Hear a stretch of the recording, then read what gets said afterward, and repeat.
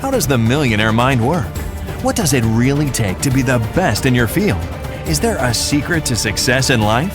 I aim for stuff so big that the dream is bigger than the fear. If you help other people get what they want, you will get what you want. The easiest thing I've ever done was to earn $1 million. The most difficult thing I've ever done was to believe it could happen to me. If you want to have more, you have to become more. Success is not a doing process, it's a becoming process. You start changing your mind. You start changing how you think. You start picking up new ideas and information. And I'm telling you, if you'll do that, your whole life will change. Don't do this any longer. Wish for a better wind. The key is to wish for the wisdom to set a better sail. Utilize whatever wind it blows to take you wherever you want to go. That is the philosophy I picked up at age 25, and it revolutionized my whole life. This is Success Profiles, the interview show that features world-changing entrepreneurs, high achievers, experts, and more. Success Profiles was created and produced to inspire and empower you to greatness. If you want to be the best, learn from the best. Now, here's your host, Daniel Fazina. Hello, friend, and welcome to Success Profiles. I'm your host, Daniel Fazina. Thank you so much for taking the time out to join me on another exciting episode. And today we've got a wonderful guest in store for you, who I know is going to encourage you and inspire you. Before we get to our special guest, just want to remind you, you can always find Success Profiles on Facebook, facebook.com/Success Profiles. All the shows are archived there, and also on YouTube, youtube.com/Success Profiles. All right, let's get into our interview with our special guest. He is an old friend of mine, known him for about 10 years now, and he is an actor, a director, a producer, and just an all-around amazing guy. None other than Kevin Sorbo, and you may know him from Hercules, The Legendary Journeys, which was the most watched television show, the most popular in the entire world back in the 90s. He also starred in Gene Roddenberry's Andromeda, and more recently he's been doing a lot of independent films such as God's Not Dead and God's Not Dead 2, Let There Be Light, and a host of others. So it's my pleasure to welcome Kevin Sorbo right now on Success Profiles. Mr. Kevin Sorbo, thank you so much for joining me on Success Profiles. Great to see you. Thanks for being here. It's good to be here, Daniel. Good to see you again. Yeah. So, Kevin, you're one of the busiest people I know working in entertainment. You had a long and illustrious career, but what does success actually look like to Kevin Sorbo? Because I talked to a lot of different people. Many people have different definitions of it. What does it look like to you to have a successful life and career? Not being afraid of failure, because you're going to reach a lot of failure in your life. I mean, that was one of the first things I learned. I used to caddy at this private country club when I was in high school and college outside of Minneapolis. And, we didn't grow up with any money. I'm the fourth of five kids. My dad was a public school teacher. My mom stayed home with mom. But, we had a very strong foundation of faith in our life and a very strong foundation of hard work. My dad was like, you work. And he kept us all very, very busy as kids. Even at 9 years old, I got a paper route. And for 7 years, I got up at 4:30 in the morning, 6 days a week, delivering 80 newspapers every morning in Minnesota winters as well. Wow. So I learned the definition of hard work. But at this golf course, I asked these guys, I said, how do you become successful? That I used to caddy for. And they said, well, Kevin, I failed. And then I failed again. And then I failed some more. And I kept on failing. And I learned that really is a positive thing instead of a negative thing. I think a lot of people, when they fail, they just give up. They just give up. Well, it's not going to work. And you got to keep pushing away. Look, I'm a 13-year overnight success in Hollywood. I had so many doors slammed in my face. And I think most actors can probably write the same book with the amount of rejection that goes on in that industry. But I use that stuff just to fuel the fire for me. And I think you can't let anybody set your limitations, especially yourself. I love that. In your book that I read, True Strength, you talk about your work ethic and the grueling, 12-hour days on the set. And then, here we go, plug. There you go.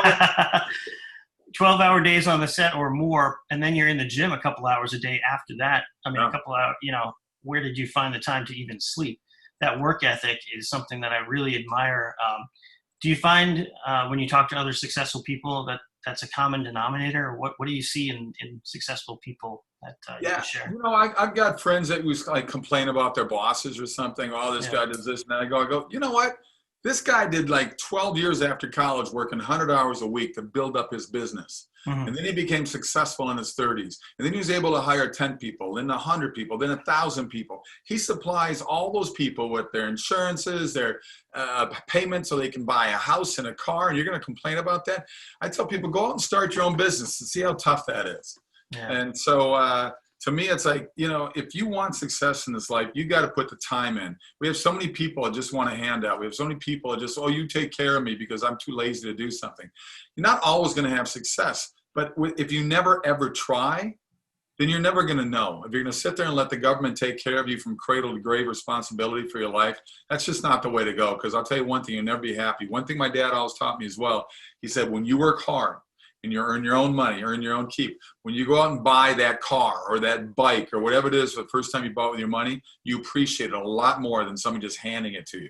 I love that. And, you know, one of the things that is also kind of a rarity that I love in you is that you are an outspoken Christian and conservative working in entertainment in Hollywood. And that kind of ties in with some of the questions I wanted to ask you about your new documentary, Against the Tide. Can you briefly tell the audience what Against the Tide is about and then why you were attracted to this project? Well, I'll start with why it even happened. I did a little movie called God's Not Dead that was pretty successful. And in that movie, love that one. And in that movie, as I'm tormenting that college student of mine that has a belief in God, and I play an atheist college professor, he has a line in there, a couple lines, where he brings up Dr. John Lennox, who's an apologist. And he has debated the great atheists of the world, like Singer and Dawkins and Hitchens. Well, that little scene right there birthed what this documentary came from. And I'm the on-camera guy with Dr. John Lennox. I'm also the guy that narrates this thing. But John Lennox is really the star of this movie. He is an amazing man. We spent 3 weeks filming in Oxford, England, where he was a math professor for many, many years. And then we spent 2 weeks in Israel filming the other half of it. And at the NRB earlier this year, before COVID shut everything down, we had a full standing room only to watch the documentary. Right. And people just loved it. And now it's finally coming out this week. It comes out November 19th, 20th, and 23rd. We got 3 nights in a Fathom event. It's going to be in 700 movie screens. Please go to againstthetide.movie. That's againstthetide.movie. Go to that link. Look at the trailer and then put in your zip code and it'll let you know what movie theater's near you.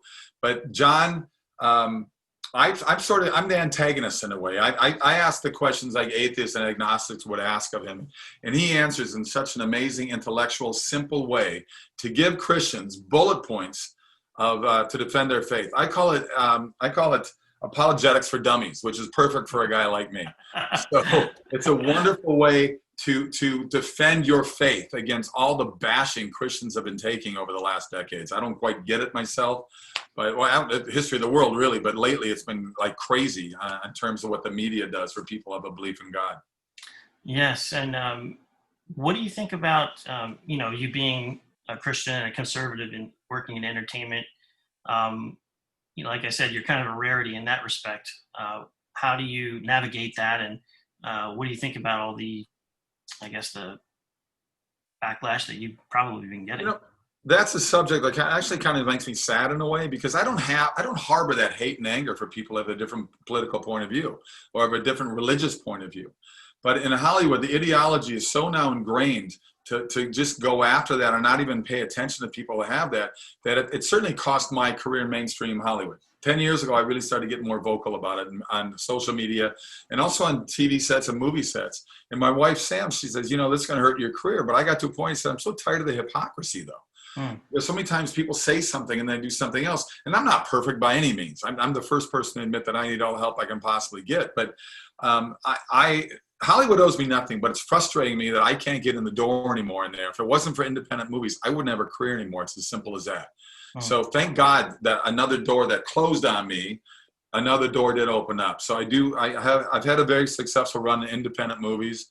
I've shot over 60 movies in my life. There's probably a dozen I wish I didn't do, but you never know going in, they're going to suck, but it just turns out that way sometimes. But, the movies I've been doing for the most part, the last 10 years, from What If, God's Not Dead, Let There Be a Light, Abel's Field, Soul Surfer. This one right here is coming out earlier next year. That one's called Miracle in East Texas, true story set in 1930. So I'm lucky enough to keep busy enough to keep doing these movies, which I'm grateful for. Yes, you are a very busy man indeed. And I heard you some time ago say that, you used to get people come up to you saying, oh, it's Hercules, now you're getting a lot more people coming up and say, hey, you're the guy from God's Not Dead. Is that true? And what do you think of that transition? I think it's fantastic. I mean, television and movies obviously have influence, and they reach a lot of people out there. Sure. Even Walt Disney said that back in the 50s. He said, movies will influence youth. And we see what movies are doing to our youth today. It's played out every night in our cities across America with all this anger and hate and violence. And it's just sad to see it. So I try to do movies with more of a positive message and a truthful bend to them. I mean, I like doing movies that people can look at and relate to. I don't need to have all the special effects. I want to do movies that maybe you want to be an actor. And that's, get in there and cheer and laugh and cry and think and relate to what you're seeing up on the movie screen. So, I'm just going to keep doing what I can do. I mean, that's all I can really ask for right now. The toughest thing is raising money for these things. I mean, to raise $3 or $4 million sounds like a lot of money. That's catering on Pirates of the Caribbean. Those are $300 million movies. So we got to compete against Hollywood's mega blockbusters. And the best thing we can do is just hopefully get good word of mouth. I wish somebody out there could come up with an app that reaches every religious leader in the world, every pastor, every priest, every whatever it may be. And so we could, us people that do family-friendly movies can send their links to the movies to the pastors, and then on the next Sunday they can walk up and tell the congregation, support these movies, because we need these movies supported. If we don't have a big opening weekend, they're out of theaters like that. Because as you know, movie theaters the owners, they don't care what they show. They just want to sell popcorn and soda. So if you're not filling up seats, they just pull it out and put a different movie in. Yeah, and I think nowadays with the technology has changed so much in the last 20 years. People have home theater systems. And now with COVID, I'm sure it's a lot harder to get people out and actually into the theaters. Yeah, it is. So the industry is changing. Man. So I want to talk to you a little bit also about, you talk about, Against the Tide. It's an apologetics movie. Yeah. But can you talk about this atheistic agenda, so to speak, that you're trying to combat or talk to the people about through this film? Well, I think it's a movie. Like I said, it's got a lot of ammunition in there for Christians who are afraid to step out in their faith, so to speak. And I think there's a lot of us out there like that. Yeah. That to ask a friend to come to church with you, that's an atheist or an agnostic. People feel intimidated by that because they feel like the response is going to be, and rightfully so, they'll say, I don't want to go to your church. There's a bunch of church people there. They think that people come up and Christians will be all over them and bugging them. When in reality, they're going to be some of the most nicest people in the world in those situations. But to ask a friend that doesn't have that kind of belief to come to a movie is a whole different thing. You say, hey, you want to go see a movie? And I think that's what happened with movies like Let There Be Light and God's Not Dead, where people went to it because I get a lot of mail coming through my LinkedIn page or from kevinsorbo.net, my fan page. And people walk up to me, as you just said earlier, about, hey, make more of those movies. That does happen all the time. But we need those people to keep supporting these movies. And but it shows there's a hunger for these type of films out there as well for people, because there's 80 million Christian homes out there, households out there that want solid movies that their kids can watch with them. And I'm one of those guys that is out there trying to make all these things for the Sorbo Family Film Studios. So we're going to just keep plugging away and see what happens. But with Against the Tide, this is just, it's a wonderful documentary to hear what John Lennox has to say about proving God in the world of science. And it's fascinating. I think people will be very well educated by this and also have a very entertaining time, because it also serves as sort of a tourist documentary. You're going to see what Oxford, England looks like, which is amazing. And then you're going to go through Israel, which is another Kodak moment every corner as well. That's awesome. Well, in the 30 seconds we have left, Kevin, what advice would you offer to someone who is looking to break into Hollywood? Maybe they're a person of faith and they're just getting started. Any advice for them for how they can eventually reach the stature of Hercules himself? Well, you follow your dream. As corny as that is, I followed my dream. I grew up in a little town in Minnesota, 7,000 people. I went out to LA not knowing a soul. Mm-hmm. But if you're in the industry, As you know, Daniel, everybody in Hollywood's an actor. So it's easy to find out about acting classes. Wherever city you're in outside of LA, if you have any kind of an agent that can book you for commercials or small roles and things, you do that. It's about putting those miles on. But get an acting class, take acting classes. And you know what? If you're uncomfortable with the role that your manager agent wants you to read for, you just say, look, I'm not interested in this. You don't have to give them reasons for it. It's easy to stick by your guns, but it's also easy to fall in the trap of what Hollywood is. I mean, Los Angeles is supposed to mean city of angels. I find it to be a city of broken dreams. I was there for many years. We left LA 2 years ago. We live in Florida now. Wow. So to me, it was just time to get out. I didn't need to be there anymore. I've established myself. I got tired of the taxes there, and the traffic is the worst. And the politics, so I've heard. Oh my God! And the politics is insane. I just said I'm done. So and most of my movies shoot in Texas or further east anyway. So there's really no reason for me to stay there and pay 13.5% state tax. It was just kind of stupid. Awesome. Well, keen advice. Thank you so much, Mr. Kevin Sorbo. We look forward to seeing what God is going to do with you and your projects and your career in the future. Thank you so much for joining me on Success Profiles. Appreciate it. Thank you, sir. Go to kevinsorbo.net. All right. You've been listening to Success Profiles with Daniel Fazzina. Join us next time as we bring you another empowering interview designed to help you achieve greatness here on Success Profiles.